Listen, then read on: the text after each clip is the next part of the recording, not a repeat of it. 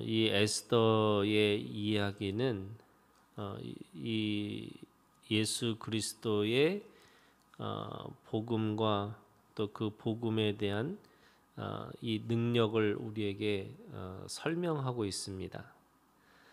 7장이 그 하나님을 향한 기도라고 한다면 이 8장은 이 이스라엘 백성들을 향한 복음, 좋은 소식을 이야기를 하고 있는 거예요. 그 복음이라고 하는 것은 이 좋은 소식은 하나님 앞에 심판받을 수밖에 없는 사람들이 다시 하나님으로부터 회복돼서 그들이 하나님의 백성임을 다시 깨닫게 되는 거죠. 그것이 오늘 이 에스더 이야기 속에서 나오는 이 왕의 조서라고 할 수 있습니다. 이 왕의 조서는 분명하게 얘기하잖아요. 누구든지 철회할 수 없다 이렇게 얘기를 해요.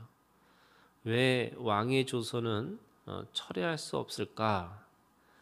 왜냐하면요, 그 왕은 반드시 공의롭고 정의로워야 되는 거예요. 이 왕의 속성 중에 하나가 이 공의와 정의를 반드시 가지고 있어야지만 그 나라가 또 그 공동체가 이 온전하게 운영이 될 수가 있는 거죠. 만약에 그 공의와 정의를 잃어버린 그 왕은 그 왕의 명령에 이 권위가 없어지는 겁니다. 그러니까 하나님의 나라도 똑같아요. 하나님은 죄인들에게 이 아담과 하와에게 그 죄를 물을 수밖에 없어요. 왜냐하면 그 공의와 정의의 하나님이시기 때문에 그런 거죠. 그런데 그 공의와 정의를 예수 그리스도가 오셔서 그 아담과 하와의 죄, 그 첫 번째 아담의 죄를 두 번째 아담이신 예수 그리스도가 그것을 대가지불 하셨다라고 말씀하세요. 그것이 십자가의 죽음이에요. 그런데 그 죽음으로 끝나는 게 아니고 그 죽음 가운데서 다시 부활하셨다 이렇게 말씀하시는 거죠. 그래서 우리가 가지고 있는 믿음의 핵심이라고 하는 것이 뭐냐면 예수 그리스도를 믿는 건데 그 믿음 속에는 뭐가 있냐면요, 이 부활의 신앙이라는 것이 있습니다. 이 부활의 신앙을 가지고 있지 않으면 우리는 늘 이 첫 번째 이 조서에 우리가 사로잡혀서 살아갈 수밖에 없어요. 이거를 로마서는 뭐라고 말하고 있냐면 죄와 사망의 법이라고 얘기해요. 이 죄와 사망의 법에 걸려 있으면 누구든지 그 안에서 이 죄를 묵상하고 이 사망을 묵상하고 살아갈 수밖에 없다고 말씀하고 있는 거죠. 그런데 우리에게 새로운 조서, 새로운 법이 공포가 된 거예요. 그것이 뭐냐면 예수 그리스도의 부활이에요. 그 부활의 믿음이 뭐냐면 생명과 성령의 법이라는 거예요.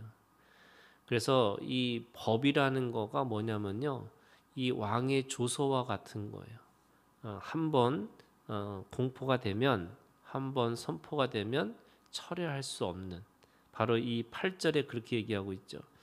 인친 조서는 반지로, 왕의 반지로 인친 조서는 누구든지 철회할 수 없다. 그래서 이 하만을 통해서 선포된 이 조서가 다시 그것을 통해서 극복하려면 어떻게 하느냐? 다시 왕의 조서, 반대되는 이 왕의 조서를 내릴 수밖에 없는 거죠. 그것이 오늘 이 모르드게와 에스더가 그 새로운 조서를 쓰는 거예요. 그게 바로 복음이라고 할 수 있는 새로운 조서죠. 그 생명과 성령의 법이라고 하는 새로운 조서를 통해서 이제는 우리는 죄와 죽음을 묵상하는 사람들이 아니라 하나님 앞에서 그 죽음을 통과해서 부활하신 그 예수 그리스도의 그 새로운 법을 가지고 살아가는 거다 이렇게 말씀하고 있습니다. 그래서 이 복음이라는 것이 어떤 거냐? 9절에 있는 말씀에 보면 이렇게 돼 있어요. 유다 지방 9절에 인도로부터 구스까지의 127 지방 유다인과 대신과 지방관과 관원에게 전할세 각 지방의 문자와 각 민족의 언어와 유다인의 문자와 언어로 쓰되 이렇게 되어 있습니다. 그러니까 그 복음이라는 것이 이 인도와 구스라는 것이 바로 땅 쪽의 이 동쪽과 서쪽 또는 북쪽과 남쪽이라고 하는 이 모든 곳에서 그 하나님의 복음이 전달됐고 또 그 복음이라는 것이 바로 지방관, 관원 그리고 각 지방의 모든 사람들 그리고 그 각 지방의 문자와 민족의 언어와 유대인의 문자로 그 복음의 소식이 전해졌다라고 말씀하고 있는 거죠. 그래서 누구든지 핑계치 못하는 거죠. 예수 그리스도의 이 복음을 들은 그 모든 소식이 모든 사람들에게 전해졌기 때문에 나는 예수를 모른다라고 또 그 소식을 나는 모른다라고 핑계치 못한다라고 말씀하고 있습니다. 그 복음을 듣는 자들에게 가지고 있는 복음의 능력이 있어요. 그 능력이 뭐냐면 오늘 이렇게 얘기하고 있습니다. 11절에 조서에는 왕이 여러 고을에 있는 유대인에게 허락하여 그들이 함께 모여 스스로 생명을 보호하여 각 지방의 백성 중 세력을 가지고 그들을 치려하는 자들과 그들의 처자를 죽이고 도륙하고 진멸하고 그 재산을 탈취하게 하되 복음의 능력은 첫 번째가 뭐냐면요. 스스로 생명을 보호할 수 있는 능력이 생겼다는 거예요. 여러분 복음은 오늘 우리가 그 생명과 성령의 법을 가지고 살아가는 사람들에게는 죄와 사망으로부터 우리가 죽음을 경험하는 사람들이 아니라 죽어도 사는 거고 살아도 영원히 살 것이다 라고 하는 이 복음의 능력을 오늘 우리가 가지고 산다고 말씀하고 있는 겁니다. 그래서 스스로 생명을 보호할 수 있는 능력들이 있어요. 뿐만 아니라 그 자신의 그 사망과 이 죽음의 이 법을 이 죄와 사망의 법을 가지고 자신을 치료하고 있는 그 악한 세력들과 뭐 하냐면 영적 전쟁할 수 있는 능력이 생겼다는 거예요. 그래서 그들을 향해서 뭐 해요? 죽이고 도륙하고 진멸할 수 있다. 그래서 우리가 죄에 쫓겨다니는 인생, 우리가 죄를 묵상함으로 인해서 내가 왜 또 무슨 죄가 있을까가 아니라 예수 그리스도 안에 있는 그 복음의 능력, 바로 이 조서를 가지고 들은 사람들에게는 바로 그거를 싸울 수 있는 능력도 주셨다라고 말씀하시는 거예요. 이것이 가장 합법적이고 또 이것이 가장 정당하고 또 이것이 가장 정의로운 것이다라고 말씀하시는 거죠. 그래서 영적 전쟁이라는 것은 오늘 우리가 하나님으로부터 우리가 그 복음을 받은 사람들에게 가지고 있는 능력을 이야기를 하고 있는 겁니다.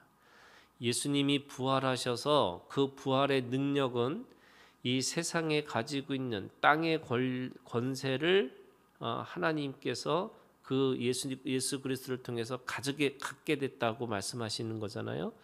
이 땅의 권세들은 그들이 가지고 있는 권세가 뭐냐면 이 죽음이라는 거예요. 죽음의 권세가 있는 거예요.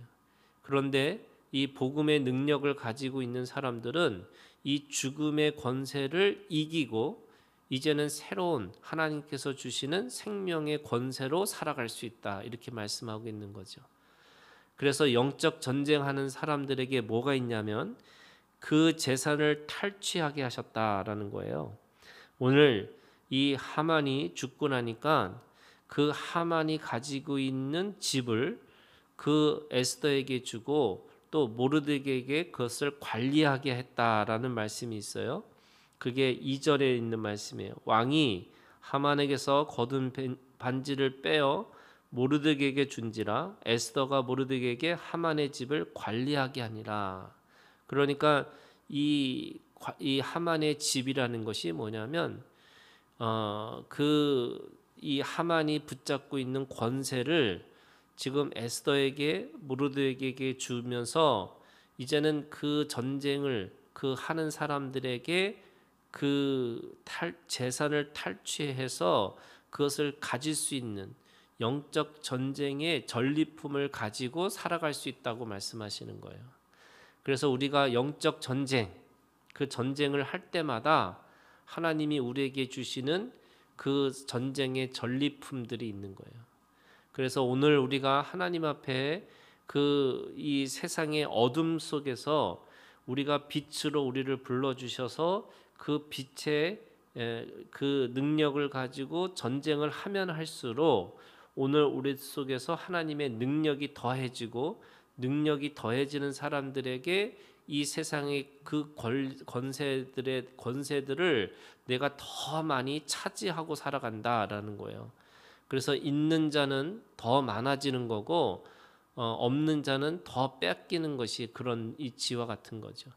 우리가 복음을 가지고 복음의 능력을 가지고 살게 되면 오늘 우리가 세상에 눌려 사는 사람들이 아니라 세상을 이기고 그 세상의 전쟁의 전리품을 누리고 살아갈 수 있는 심령들이 될 수 있다라고 말씀하고 있습니다.